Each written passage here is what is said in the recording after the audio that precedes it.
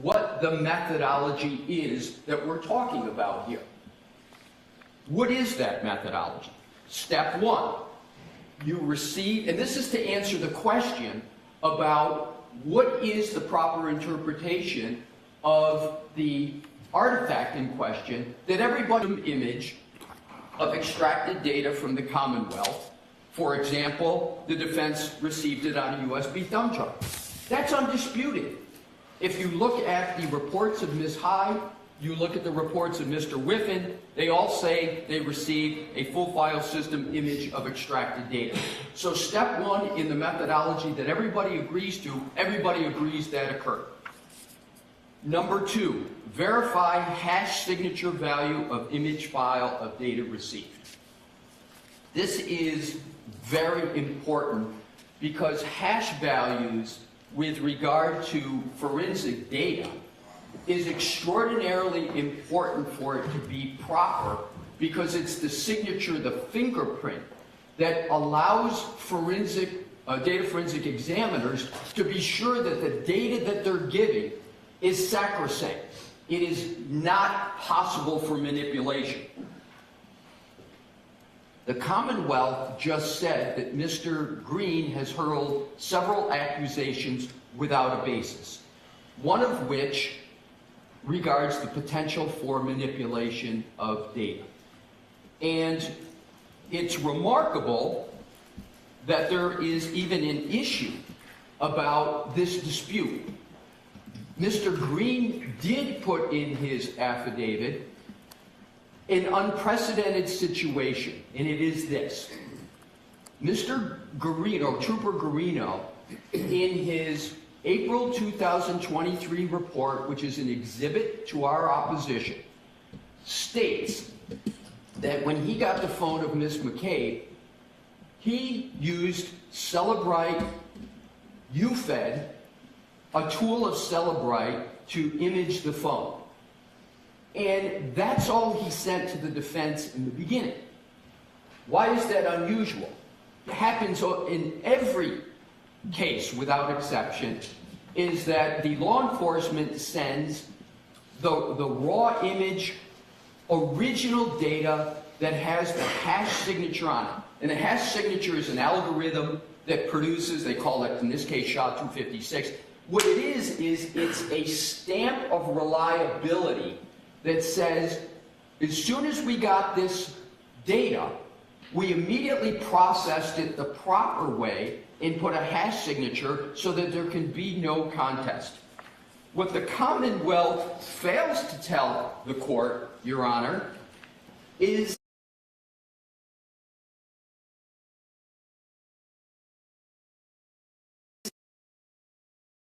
and that leads any proper data forensic investigator to question the integrity of the data. If you turn to, Your Honor, Mr. Whiffen's very long December 2024 report, which is Exhibit 1 to the Commonwealth's motion, on page 3, and I'm going to read it verbatim. This value is talking about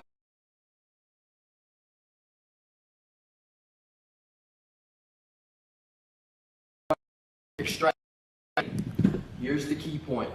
However, this requires authentication of the original hash value, which is not possible with gray key extractions, as the PDF containing the extraction hash value is unsigned. Therefore, this hash value could be used as a suggestion of authentication. That's all a fancy camouflage way of saying, Mr. Whiffen saying, I can't validate this hash value because of the way Trooper Garino processed it, because he didn't do it, Mr. Garino, Trooper Garino, the right way when he got it. And why is this of concern? Add to this point that's conceding that the hash value in this data cannot be validated.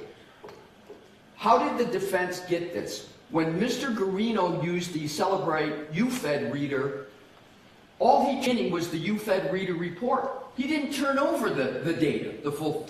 So Mr. Green had to ask for the data. Then what happens, misstep number 2, Trooper Guarino only provides a PDF of the hash value. He used gray key, which was a mistake, because gray key, you can't get the original hash value. Mr. Green had to go back a second time and say, no, we don't want just a PDF. We want the full extraction. Finally, after the second time, the defense got the full extraction. And that's when we discovered that the validation was improper. It's not Mr. Green that is coming up out of thin air with these issues. This is the job of a data forensic person, and the first principle is to see whether the data is valid. So not only does Mr. Green justify in his affidavit why there's a big concern over this, Mr. Whiffen concedes it on page 3 of his report. That starts, and I'm going to get to it, all the concerns now about the data and deletions. But that's the foundation for it, and it wasn't caused by the defense. It was caused by Trooper Guarino, who didn't do this properly. And with regard to the methodology, I want to go back to Exhibit 1. So, and importantly, Your Honor, 1 through 4 of this methodology is undisputed by all of the data forensic persons. Mr. Whiffen, Ms. Hyde, and Mr. Green all agree on 1 through 4. They all agree that this is the methodology. Number 3, once you get the image of the file, each examiner saves the image to their lab storage system. Some use computer servers, some cloud storage. And 4, the methodology, you then process the data with appropriate tools. Nobody disputes that Cellebrite Physical Analyzer and Magnet Forensic Axiom are 2 of the many tools that are available to use.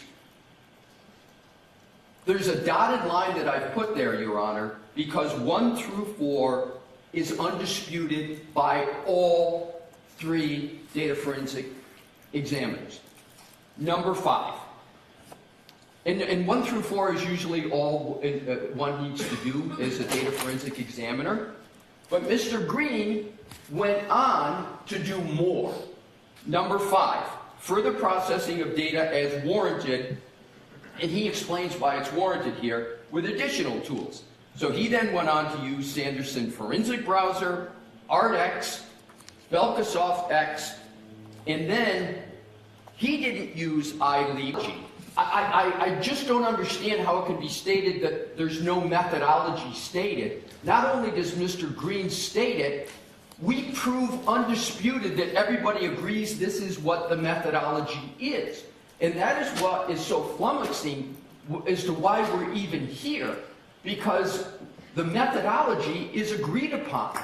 What is disputed, Your Honor, is what are the opinions from what... So, interestingly, it is Mr. Whiffen who provided the most lengthy report in this motion.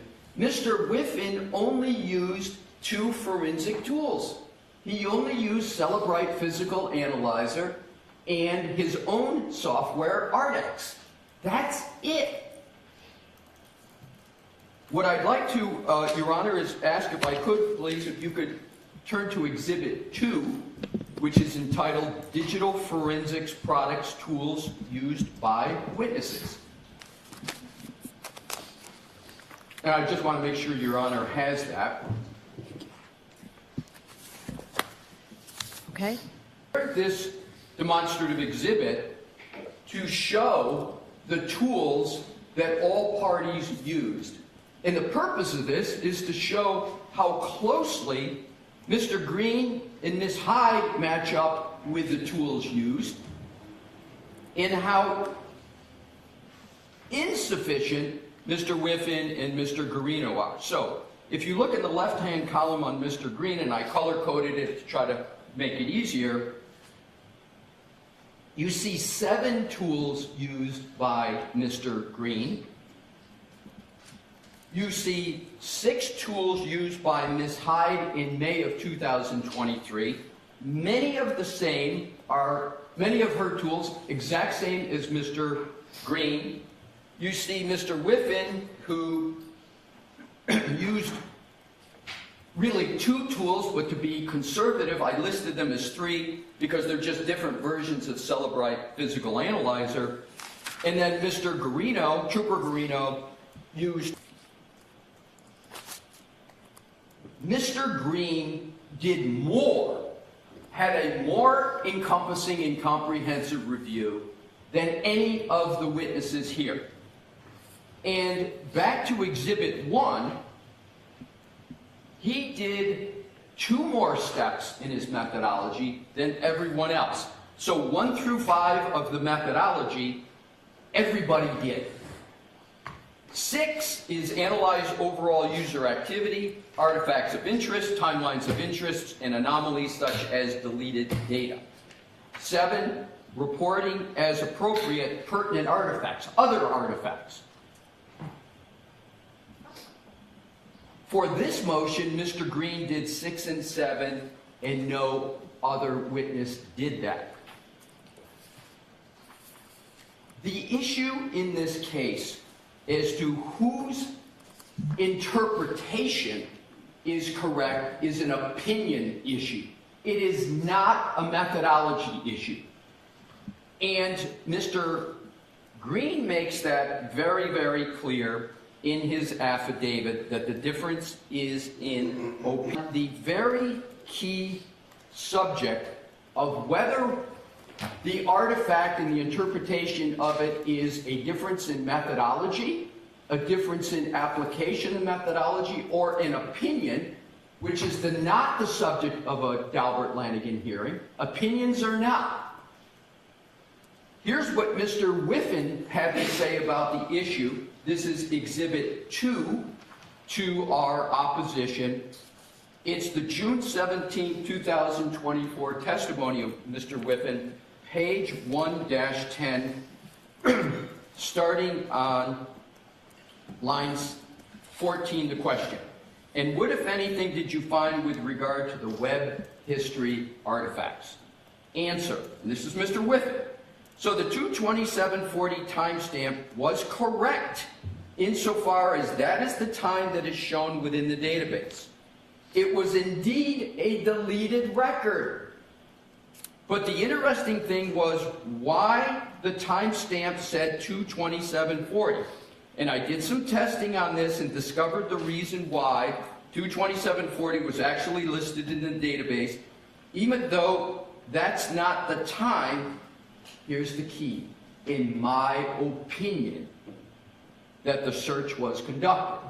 So Mr. Green's opinion is, after applying the methodology that everybody agrees to, after using the same tools as every other witness for the Commonwealth used plus more, Mr. Green's opinion is, to a reasonable degree of scientific certainty, that that search and that record that everybody saw at the time of trial at 2/27/40, House Loan to Die in the Cold, Mr. Green says it means what it says. The search occurred at that time. Now the Commonwealth, in its recent reports, and they did this also at trial, they said, yeah, we see it, it's in there. Ms. Hyde said, I see it. It's not only in there in Celebrite Physical Analyzer. I used Axiom, just like Mr. Reed. Mr. Whiffen didn't use Axiom. Ms. Hyde said, and I'm going to point to it specifically, Axiom shows it as a 220, that search is a 224. In fairness to trying to get the best decision for Your Honor here, they disagreed, Mr. Whiffen and Ms. Hyde, as to whether that meant the search actually occurred at 2/27/40. That's the opinion that's disputed. So in fairness to the issue and accuracy, those witnesses diverted at the end as to whether what that timestamp showed, 2:27:40 a.m., Did the search really occur then, or as the Commonwealth said, did it occur at 6:23 in the morning? Mr. Whiffen says it's a difference of opinion because he says it's my opinion. The Commonwealth in this motion tries to make it seem like it's an issue of fact, and that Mr. Green doesn't have any fact. Well, Mr. Green's got a lot of facts, and he also, of course, has an opinion.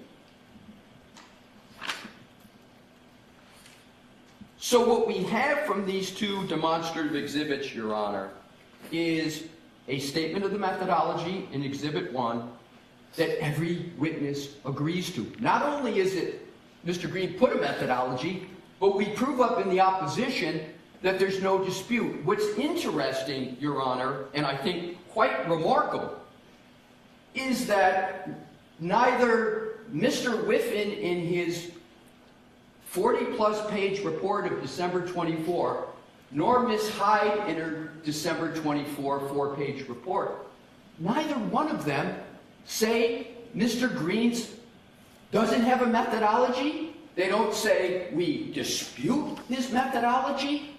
It's the Commonwealth's attorneys that are making that dispute. And that is not appropriate. It's got to be your expert.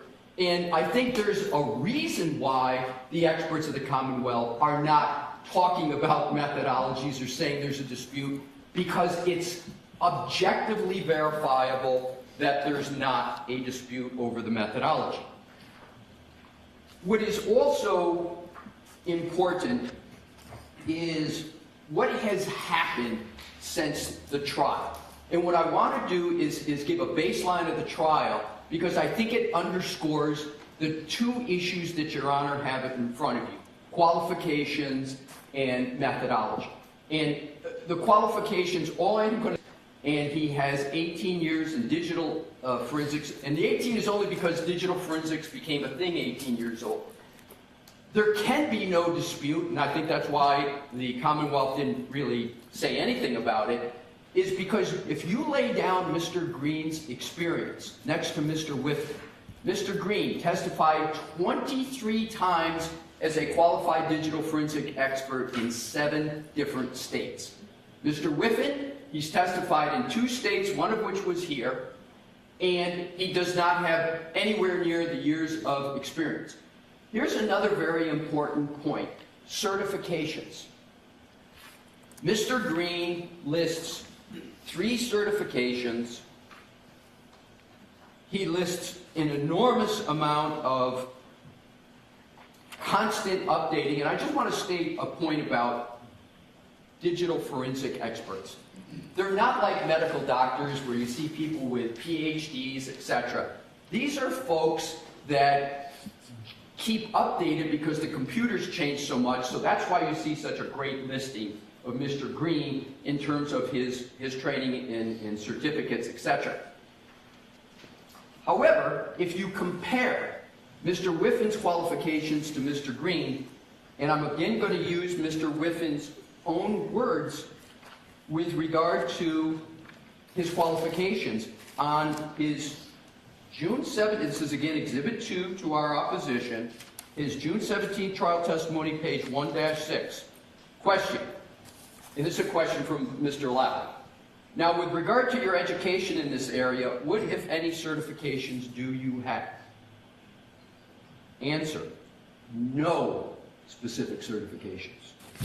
I've done the Celebrate coursework since joining. Those are police training things when he's a policeman. I don't have the SANS training or any of that kind of training certifications. Now, I am not here today to challenge Mr. Whiffen's qualifications. But how could it possibly be asserted that Mr. Green's not qualified if these are the qualifications of Mr. Whiffen? With regard to what has changed since the first trial, and I think this is incredibly important with regard to the methodology inquiry of Your Honor. I went through on Exhibit 1 the methodology that everybody agrees to, but the court doesn't have to take my word for it on this demonstrative exhibit, because Ms. Hyde gives the best explication of the methodology that Mr. Green used because she used the same one before trial and at trial, but she's now narrowed it for purposes of a report, and I'm going to state and show exact 23 digital forensics analysis report of Jessica Hyde.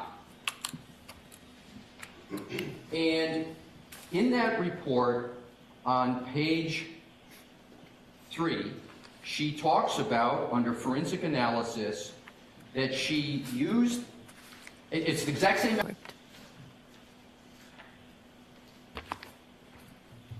It's a transcript of Ms. Hyde, but it's not a report. Okay, my fault, we have different numbering, but I'll go to the transcript. I'm going to go to the transcript with regard to it.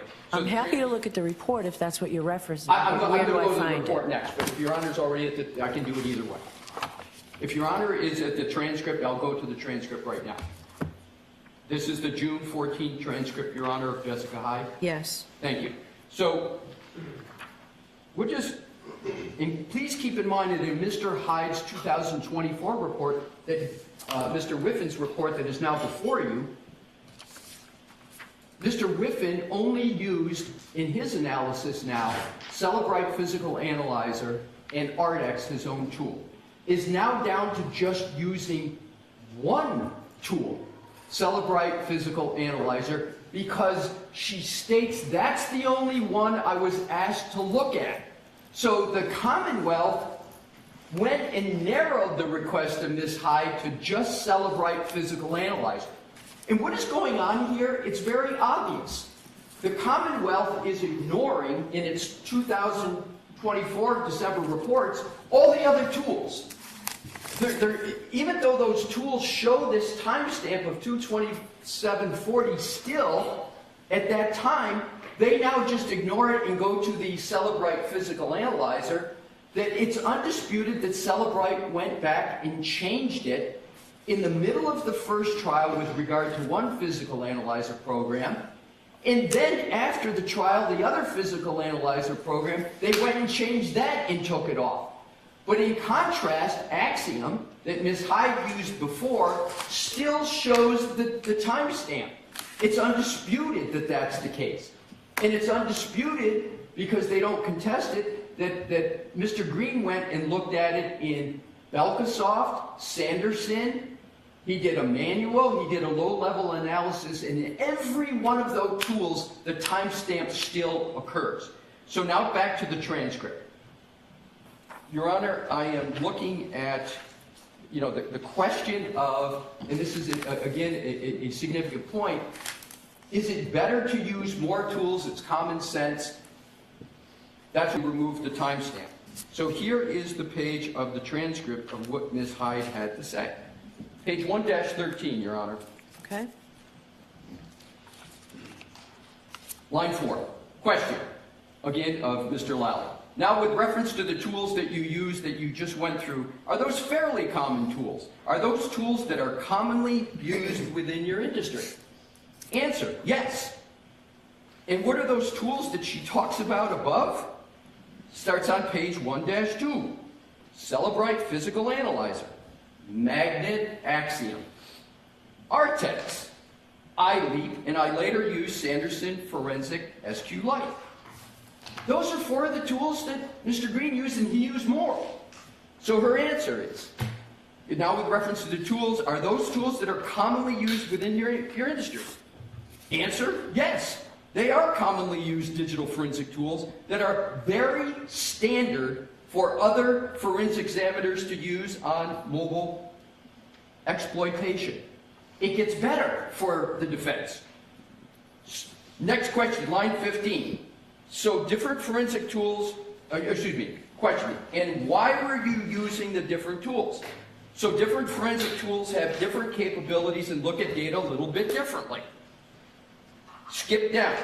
Commercial forensic tools that they can only support so many applications, so they each work and support different bits of data. Here's the key point. Under oath.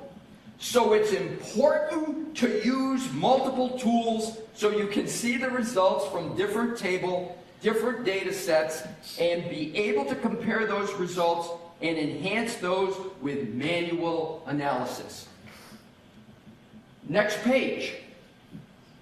Question. And with respect to, and this will be the last question and answer, and with respect to using those sort of different variety of tools, Celebrite to Axioms to Artex, etc., is that something you typically do as far as your normal process of documenting a forensic analysis? Answer. Yeah, that is very, very typical for me to process with multiple tools to ensure that I'm getting the most complete interpretations from forensic tools. Of course, you go beyond that with your analysis, but it's absolutely pertinent. And down below, he asked, can you explain the interplay of these tools in analysis? And her answer is strikingly the same as Mr. Green in his affidavit and in our opposition. Her answer, the Sanderson's tool, which Mr. Green and Ms. Hyde used, but Mr. Whiffen didn't, is meant to look at specific type of data structures called the SQLite database. SQLite databases are very nuanced, and this particular tool allows you to take that database and explore it at a deeper level than the other forensic tools allow. Mr. Whiffen didn't use the Sanderson tool. So here we have Ms. Hyde, and in her report of 5/23, 2024, her first report, and I'm going to get to her report here, she basically goes through and documents this methodology, and she documents the use of those tools. And she also documents that she saw the House Long to Die timestamp 2/27/40 in every single tool that she used. Where she diverted from Mr. Green was her opinion as to whether that timestamp meant the search occurred at that time or did it occur sometime later. That's an opinion issue again, and Mr. Whiffen agrees in its opinion issue in that regard. So now let's come to where we are for this motion and what was submitted by the Commonwealth. And I want to first go to the report of Ms. Hyde now.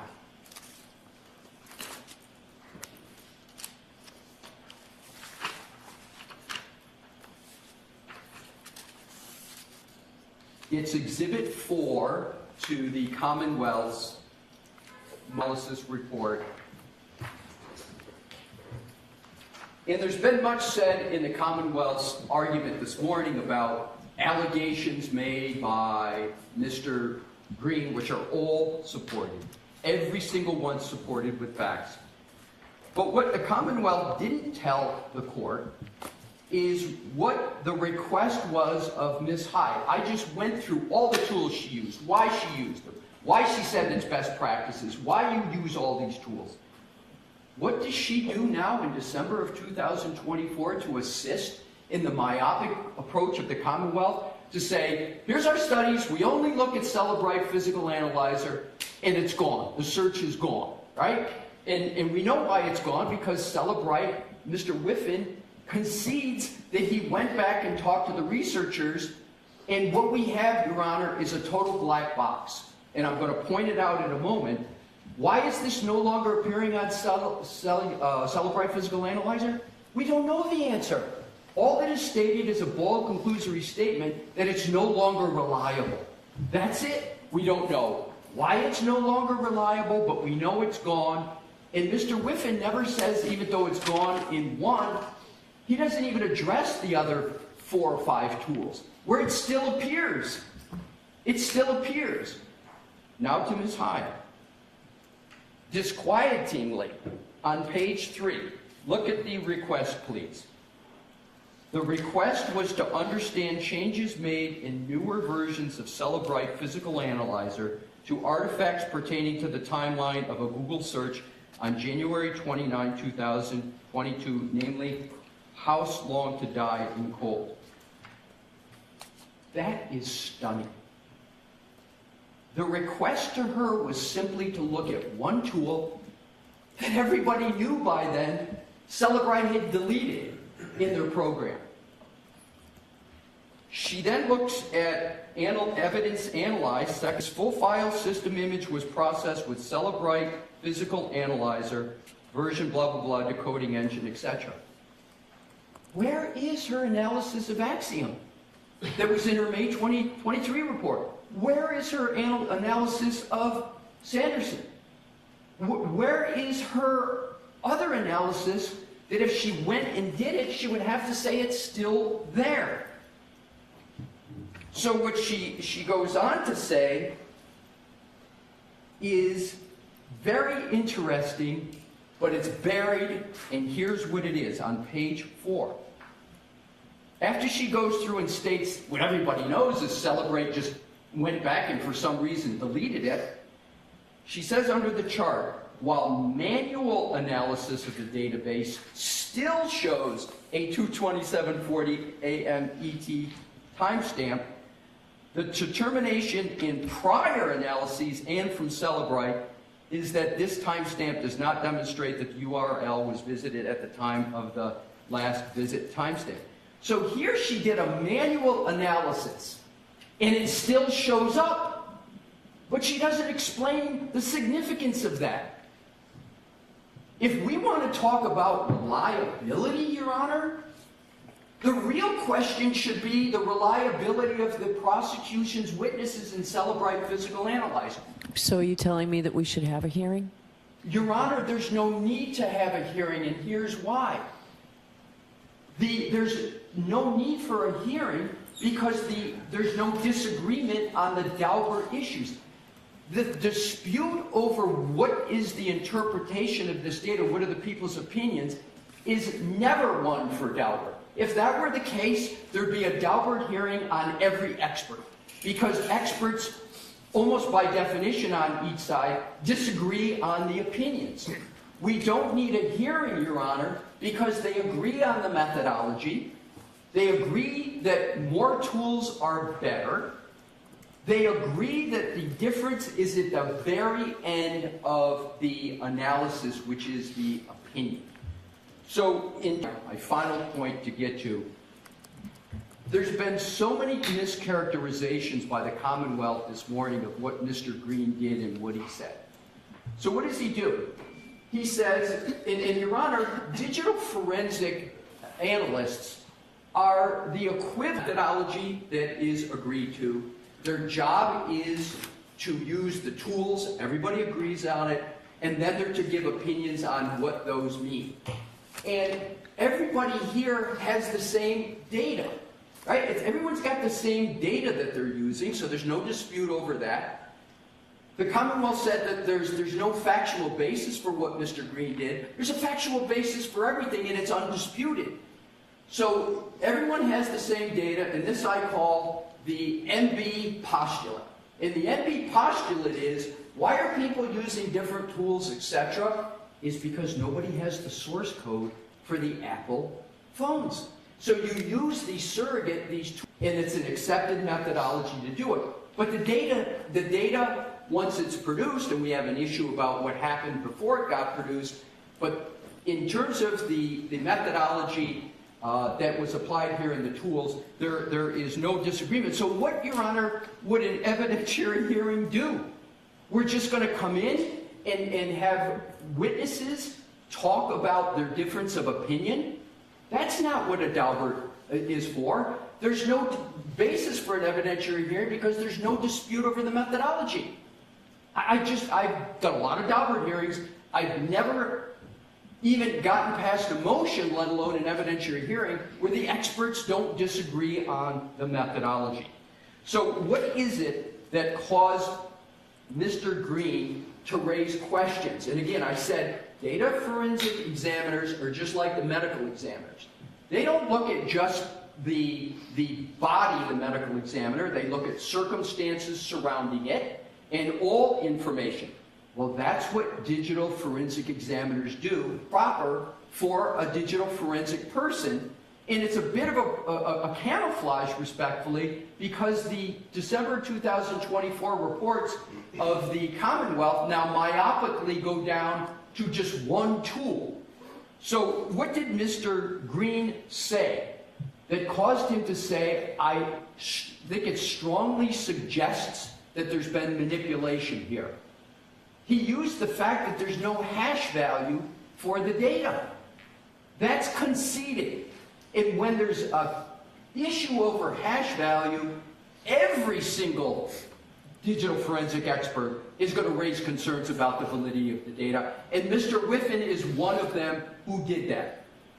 Secondly, what Mr. Green pointed out on the issue of was this search deleted, there were 4,056 searches on the phone of Miss McCabe. 4,056. There was one deletion out of 4,056, and guess which one it was? House long to die in the cold. There are no odds that that can happen randomly, that one search out of 4,056 is deleted. So what does Mr. Green say? He says that strongly suggests one of two things. Either there was user interaction deletion, or there was post-imaging manipulation of the data. He doesn't accuse individuals. He says user interaction or post-imaging. That is the job of a digital forensic person, to point that out and say that raises concern. The fact that there's only one deletion of a search out of 4,056, I think it's malpractice if a digital forensic examiner doesn't point that out. Another key thing he points out is an anomaly. The Commonwealth said there was a tab number for Hockomock Sports, and that they said it was the same tab number for how long to search, or how long to die in the cold. But Mr. Green points out that's incorrect. They had two different tab numbers. So that theory of the prosecution can't be right. So Mr. Green wasn't hurling accusations. He was doing what data forensic examiners do, is pointing out all these anomalies. These aren't things you normally see, and they're not explainable. Here's the last point I'll make, which there's also agreement. There's this deletion of this one search. Mr. Whiffen can't explain why. He says, well, maybe it was a spontaneous deletion. There's no such thing in data forensics as spontaneous, and he doesn't cite any. Maybe it's because the search didn't load. Maybe it's activity at where this search occurred. Well, that's interesting, because a harder thing to load, the image that came up with food, did load. So you got to have stronger connectivity to get an image that dense. So what Mr. Green simply points out is that doesn't make any sense either.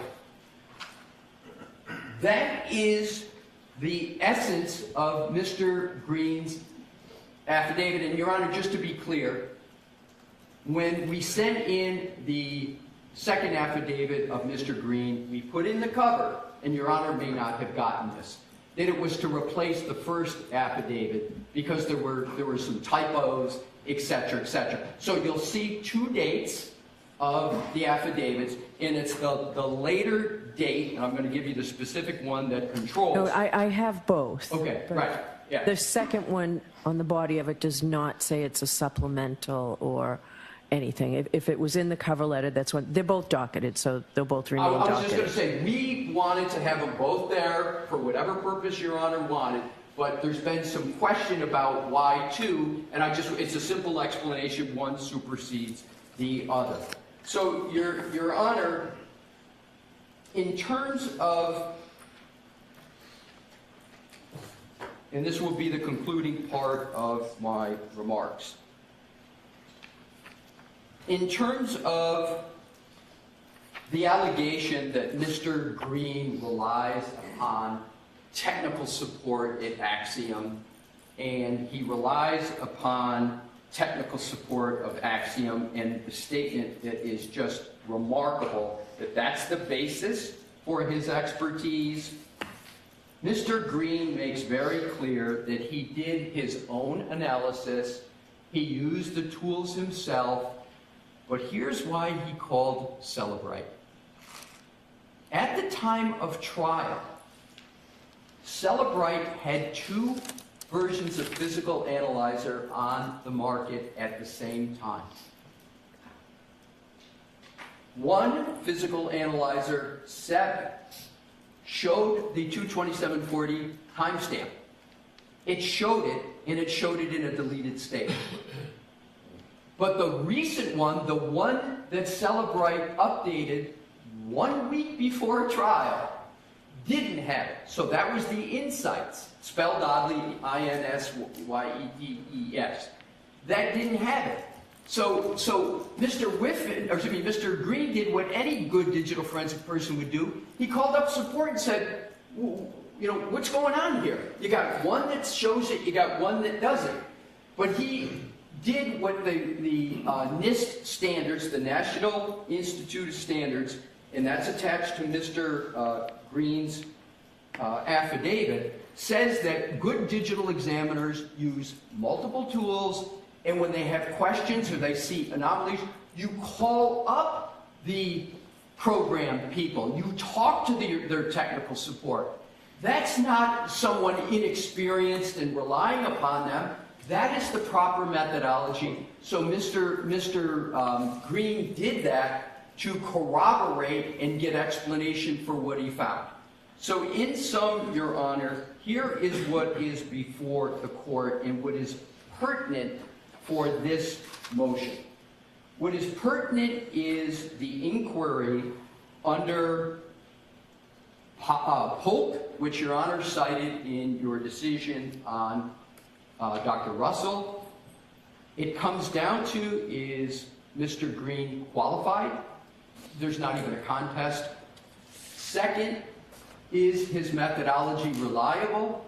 And Your Honor, those are the only two subjects that are ever proper for a Daubert hearing.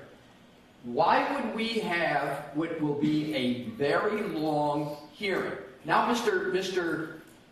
Brennan suggests bringing in Mr. Whiffen. I've never heard of that happening in a Daubert hearing, where one party challenges the witness of the other, and then says, and oh, by the way, I want to bring in my witness to show. That never happens in Daubert. It's the person who... I wouldn't say never. Well, let me take that back. Good point. I won't say never. It is so unusual to have that happen under these circumstances. And this is the key, Your Honor. Why would we have a hearing about whether his methodology is proper and reliable if all of the witnesses agree what the methodology is? So, Your Honor, in conclusion, I would urge the court to deny the motion of the Commonwealth to exclude Mr. Green on one of 6 data forensic issues. He's going to be testifying, obviously, at this trial. And I would urge Your Honor to not have the evidentiary hearing, because Your Honor has before you everything Your Honor needs to perform the gatekeeping function. And again, it's almost all undisputed with exception of one thing, and that's the opinions of the expert, which is never proper. I will respectfully state that never is appropriate for a Daubert hearing. Thank you, Your Honor. Okay. Any follow-up, Mr. Brennan? I do.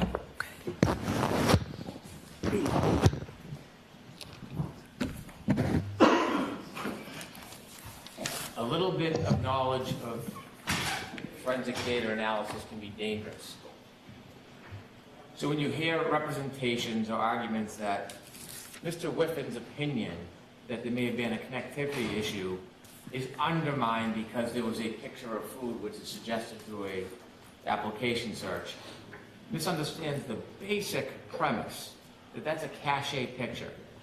And that is meant for the user of a phone, for the user experience. And so there is cached items that are available without connection that register and come up quicker from a different source while it's waiting for a search to be conducted. It's simple, it can be explained, it's science, it's data.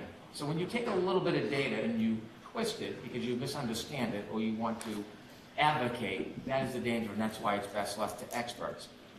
What the defense apparently is mistaken about is that using a number of tools does not substitute for methodology. You can use one tool, you can use 30 tools. They're all going to say on the timestamp that how long to die in the code occurred at 2:27 on that browser. That is the time that was opened. That window was opened at 2:27.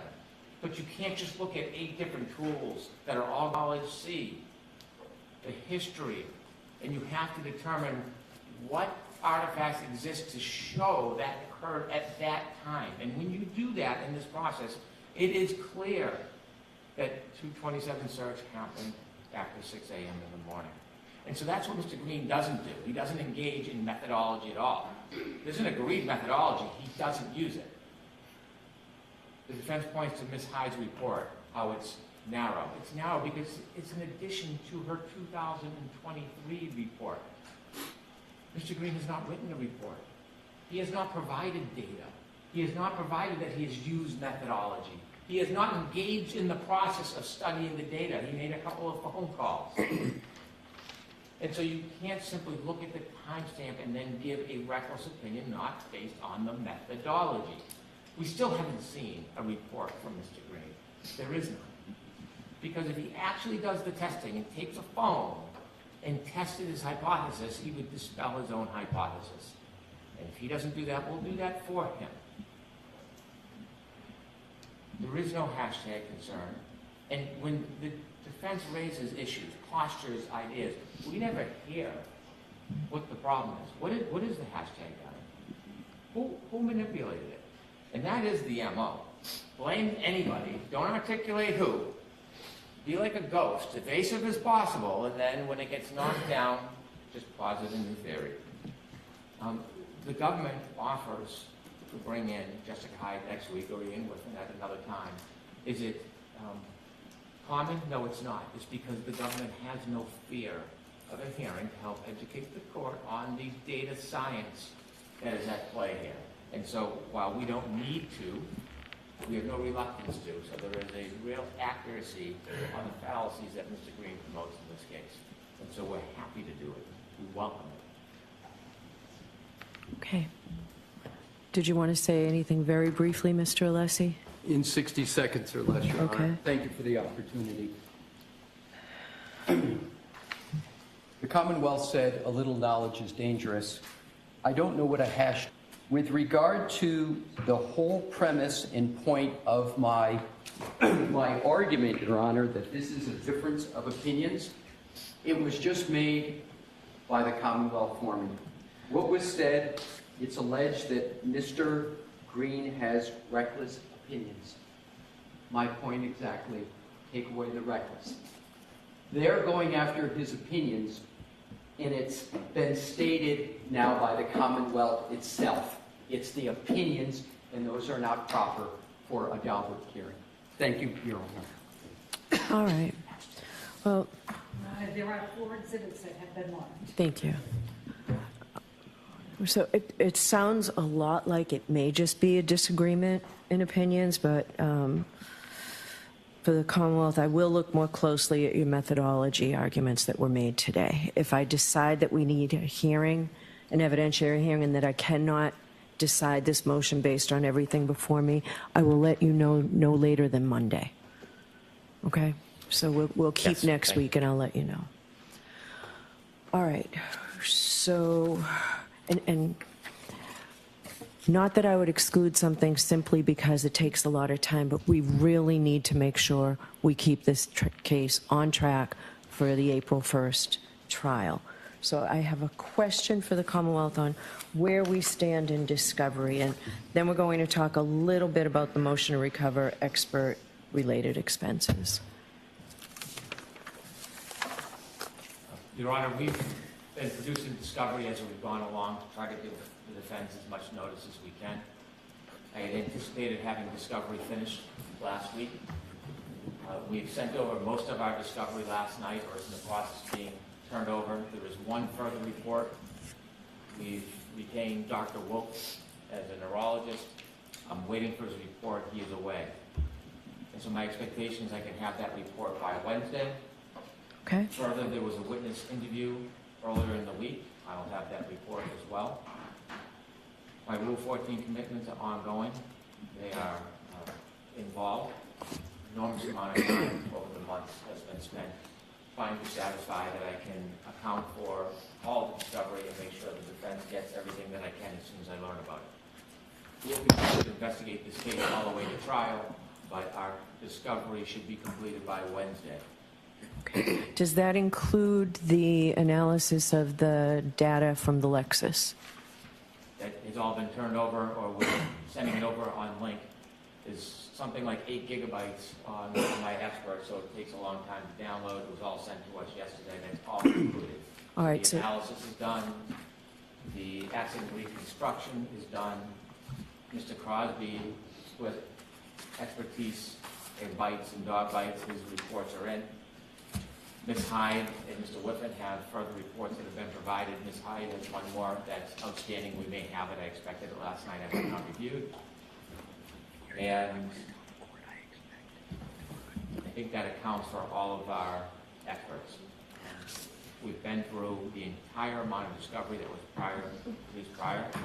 It's all been Bates numbered. It hadn't been before, and it's marked as previously provided. Our accounting analysis with help of all of the information that isn't in those Bates numbers, and provided everything that I've come across as soon as I come across it. All right. Continue to look through all of our materials. There was an issue regarding a phone that we hired a third party to look through the phone and produce all Rule 14 discovery. I mentioned that my position was that it was a very broad view that the assessor should look at. I was uncomfortable reporting to the court that the phone had been reviewed by somebody else, so I did it myself. And so I've gone through the entire phone, every email, every page, thousands, and I've provided not only Rule 14, but broader discovery pursuant to a protective order this morning to the defense, so they have anything that, from my perspective, from my experience, would be remotely important or interesting to them. Also, I've gone through, well beyond my obligation, emails of members of the District Attorney's Office, and that continues, and I have another production as well. I wouldn't call it Rule 14 because it's not necessarily statements of witnesses, but again, I've taken a very, very liberal and broad view of what I would potentially want if I was defending a case. And I've provided that again under seal today. All right.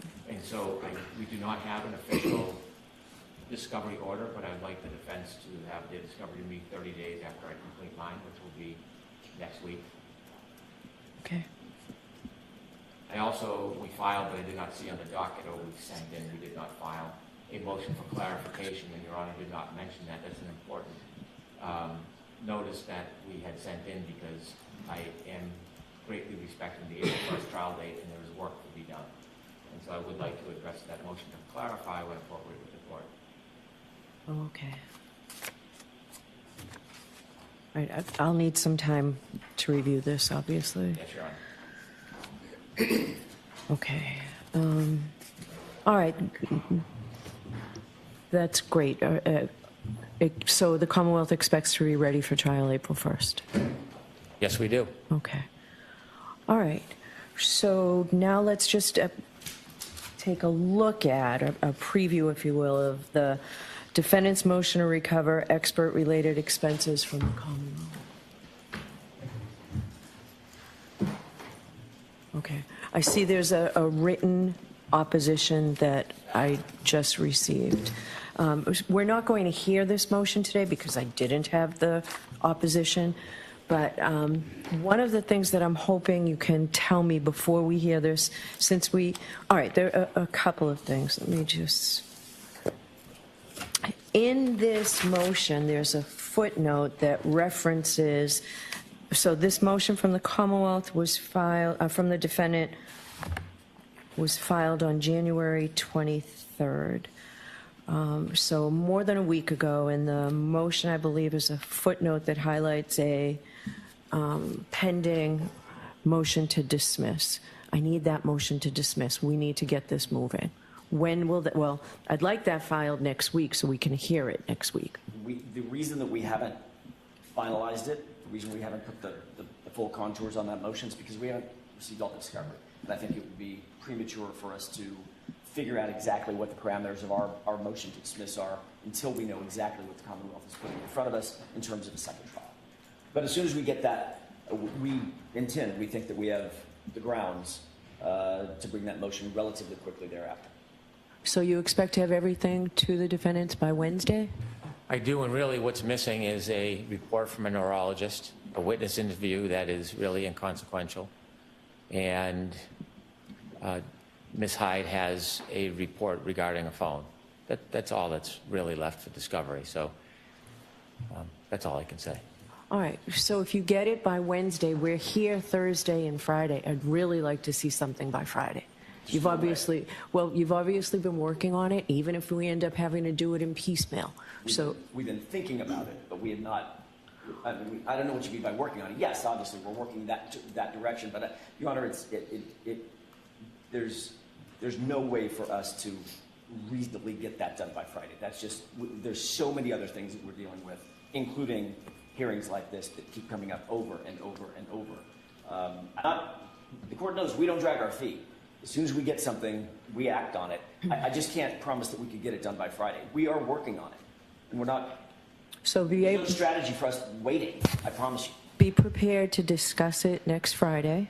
I will be looking for it very shortly thereafter, and we will have a hearing on it very shortly after that. So the Commonwealth is not going to have a whole lot of time to respond.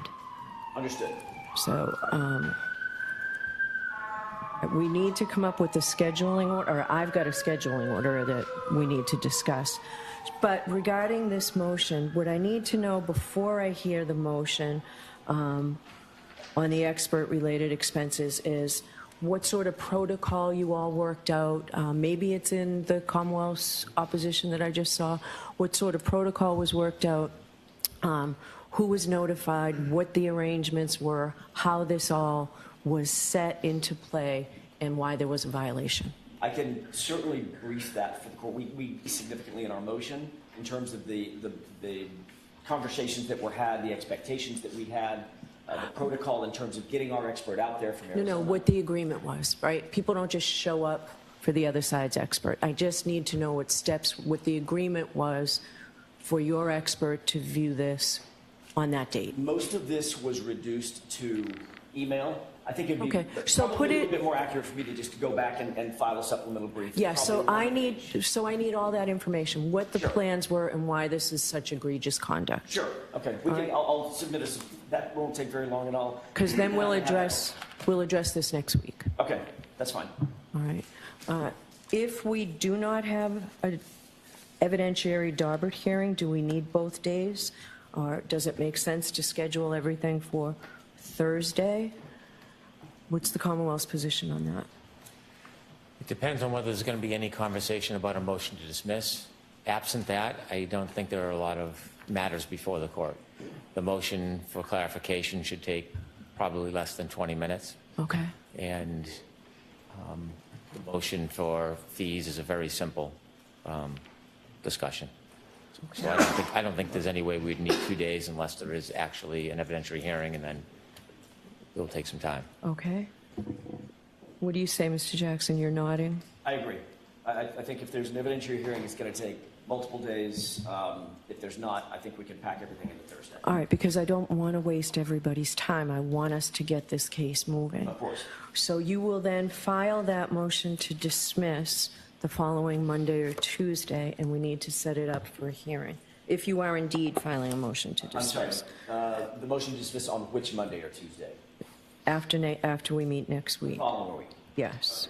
I just want to get a scheduling order going, so I need some of these dates, because we're going to need to schedule a hearing on that. I do not anticipate an evidentiary hearing on that, but I expect it will take time. All right, so the Commonwealth will have all of its discovery to you, it expects, by Wednesday the 5th. That's correct. Okay. We'll be back here at the end of next week.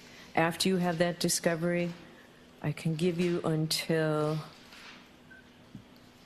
February 11th, the following Tuesday, to file a motion to dismiss.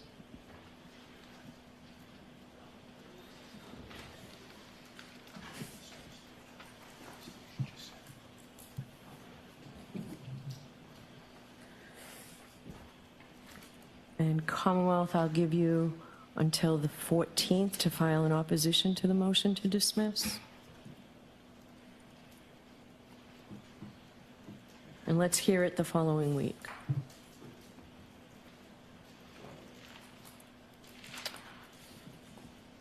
We're also going to have to, does the defense anticipate any evidentiary motions? Yes, but I can't tell you exactly what those are, but in an abundance of caution, given the fact that we're expecting new information from the Commonwealth, I think the court can All safely right. say yes. So February 21st, and I'll put this in writing, filing of all evidentiary motions, that can be an out-of-court date unless we choose that day to hear the motion to dismiss. Why don't we figure out what's your availability the week of the 17th? The 20th is actually the best day that week for us.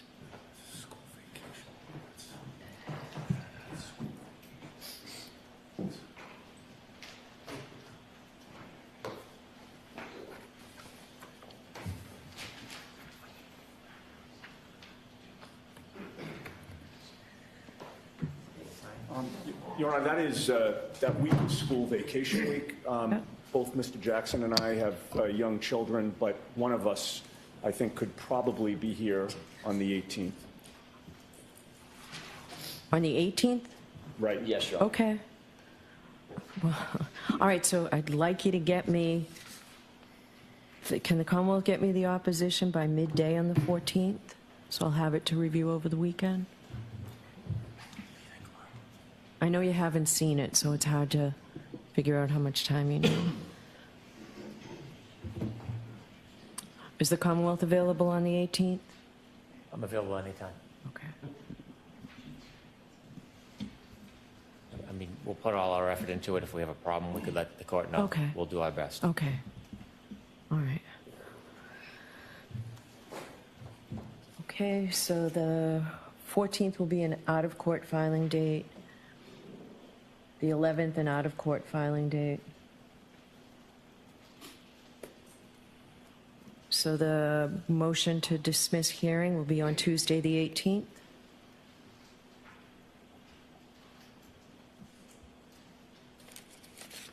Filing of all evidentiary motions will be the 21st. And that will be an out-of-court date.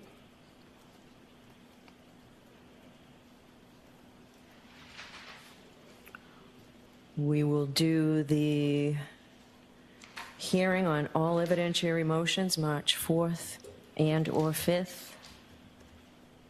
I'd like you to block off both days at this point. And if we don't need them, we'll try and, I don't want everybody coming in for just one motion. I know how much work you all have to do to get ready for trial. There's a lot of work I need to do to get rid of trial, but I'd like you to block off those 2 days because we can't have motions to suppress going on and on. Past that date, I'm going to need some time to review them and write them, so. All right. We'll have a final trial conference. And then we'll have to set up a date for what I anticipate will be at least a day, maybe 2, because it was last time on motions in limine. All right, so March 7th will be an in-court date.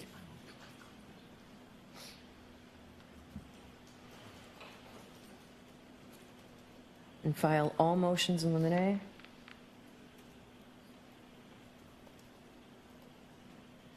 And at that time, I want you to tell me how long you expect your motions in limine to take.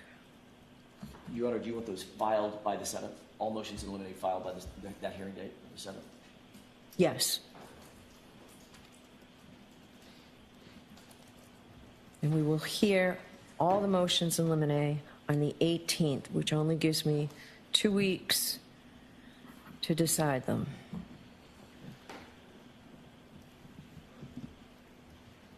Because we're starting the trial on April 1st. Jury Commissioner's Office has been fantastic about getting us as many jurors as possible. And we'll talk about impanelment, obviously, a little bit later. All right.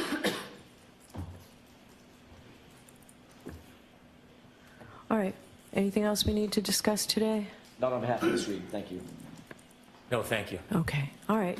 Thank you all.